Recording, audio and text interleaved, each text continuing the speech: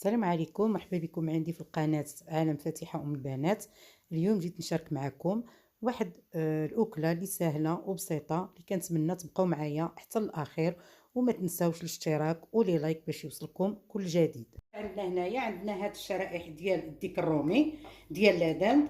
دابا ان شاء الله غادي نحاولوا ندير لهم شويه ديال الشرموله، وهاد الشرموله خصها تبقى على الاقل واحد الساعه ديال المكانه باش كيجيو لذاذ وزوينين. انا بالنسبه للعطريه هنايا عندي معلقه ديال البابريكا او فلفله حمراء، تكون معلقه صغيره عامره مزيان، معلقه صغيره عامره ديال القزبور حبوب، وواحد نص معلقه صغيره ديال البزار، معلقه عامره صغيره ديال السكينجبير، ومعلقه صغيره عامره ديال الثومه. بالنسبه للعطريه انا اللي كنضيف هاد العطريه هادي اللي كتجي في الصراحه كتجي لذيذه مع هاد الشرائح هادو. ثمن واحد المعلقه صغيره كتعطي في الصراحه واحد اللذه زوينه. عندي واحد المعلقه عامره ديال الصوجه، واللي ما عندوش يدير حتى الثومه اللي كتكون طريه. واحد 4 ديال الريوس اللي 4 ديال الدريسات ديال الثومه. بالنسبه للملحه انا ما درتش الملحه لان غسلت هاد اللدان هادي او هاد الشرائح هادو غسلتهم بالحامض والملحه. بالنسبه للموطاغ انا هنايا غادي نضيف واحد المعلقه ديال لاموطاغ، معلقه اللي كتكون عامره صغيره. هذه هي المعلقه اللي انا ضفت، وكنضيفو عصير ديال حامضه. انا كنفضل هنا دائما الحامض على الخل. كنضيف حامضه صغيره اللي معصره، ثمن واحد 4 كاس، وكنخلطوا هاد المكونات هادو وكنشرب بهم هاد لادانت او هاد الشرائح هادو. حاولوا دائما تخليوهم يشربوا شويه العطريه باش كيجيو في الصراحه كيجيو لذاذ.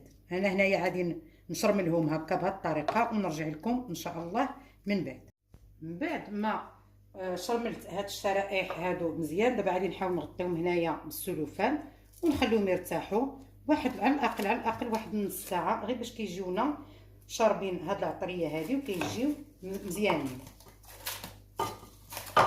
الطريقه راه سهله وبسيطه.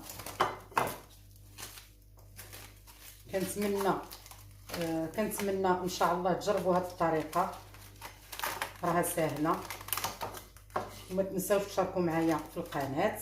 دابا غطينا هاد الشرائح ديالنا بالسلوفان وغنخليهم يرتاحوا على الاقل واحد نص ساعه، ونرجع لكم ان شاء الله من بعد باش نوجدوا الشلاضه اللي غتكون مرافقه لهاد الطريفات ديال لاداد او هاد الشرائح ديال لاداد. ان شاء الله غنمشيو باش نحضروا الرز. انا عندي هنايا زلافه ديال الرز. هاد الزلافه اللي غسلتها مزيان وخليتها واحد شويه في الماء، واحد قسماين عاد غسلتها مزيان وصفيتها. دابا ان شاء الله غادي نمشيو باش نوجدوا هاد الوصفه هادي ديال الشلاضه روز. انا عندي هنايا واحد 4 كاس ديال الزيت اللي كتكون زيت الزيتون او زيت عاديه. عندي هنا 4 كاس اللي كنضيفو على واحد البصله اللي كتكون محكوكه او مشلضه. انا هنايا ضفت هاد الزيت هادي.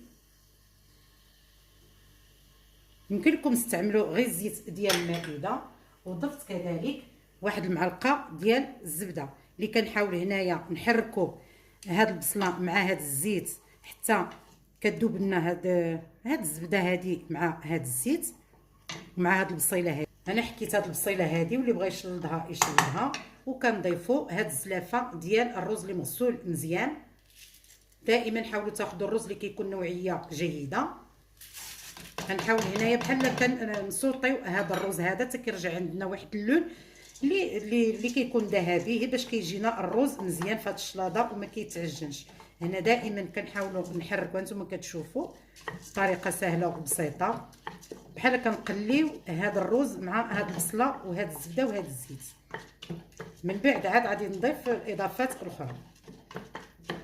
نحاولوا نحركوه مزيان حتى ياخذ لنا واحد اللون اللي كيكون لون ذهبي.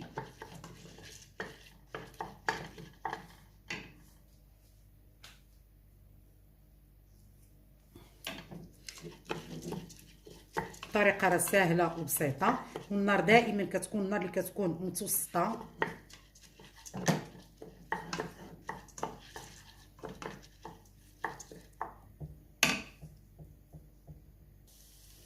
هنا من بعد ما تقللنا واحد شويه، نتوما كتشوفوا كيتغير شويه اللون ديالو. انا عندي هنايا واحد شويه ديال الفلافل. انا عندي نتوما اي حاجه تتوفر لكم. عندي الفلفله خضراء، فلفله حمراء، وعندي شويه ديال القزبر ومعدنوس اللي كنضيفو على هذا الرز. انا كنضيف هاد شويه ديال القزبر ومعدنوس وشويه ديال الفلفله، شي فلفله حمراء وفلفله الخضراء. الا كانت عندكم حتى الفلفله الصفراء يمكن لكم تضيفوها، انا ما متوفراش عندي.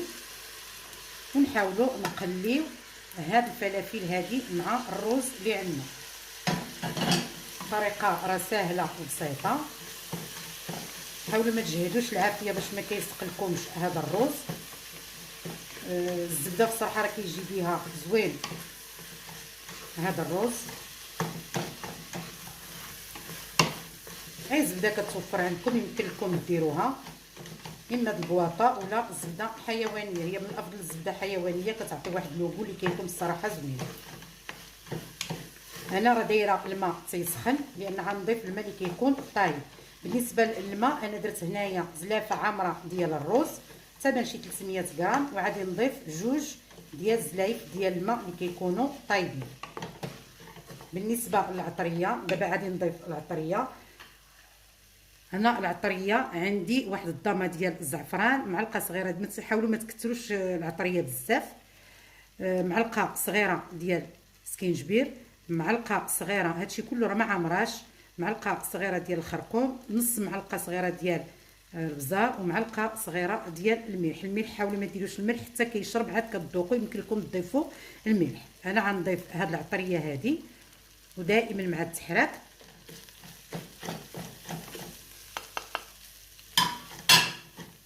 الماء راه تيسخن عندي باش نضيفو. قلنا 2 ديال الزلايف ديال الماء لانني درت زلافه ديال الرز.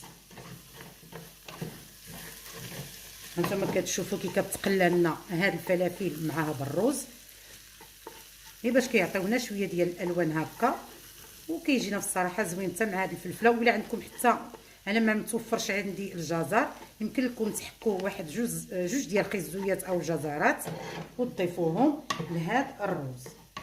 كنستمروا هكا، والعافيه دائما كتكون العافيه متوسطه باش ما كيلصقناش الرز مع هاد الفلافل.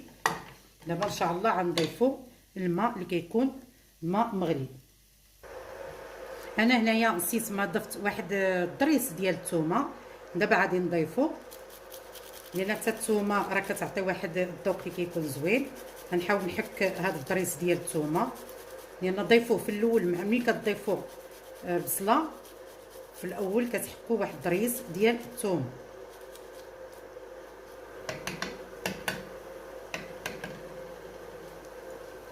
صافي، وكنحركوا هاد المكونات كامله وغنضيفوا الماء اللي كيكون ماء مغلي.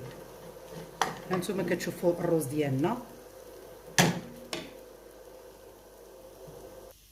انا هذه هي الزلافه اللي درت، كنضيف 2 ديال الزلايف اللي كيكونوا الماء مغلي. هنا اللي بغى يشد عليه الكوكوط يشد، واللي ما بغاش غير يدير العافيه اللي كتكون مهيله ويراقبوا وتكون العافيه ما مجهداش باش ما كيتحرقناش او كيسقنا هذا الرز. هنايا غادي نشد عليه هي واحد 15 دقيقه، ودائما النار كتكون مهيله بزاف. غير يبدا يطبخ ليا غادي نشد عليه الكوكوط.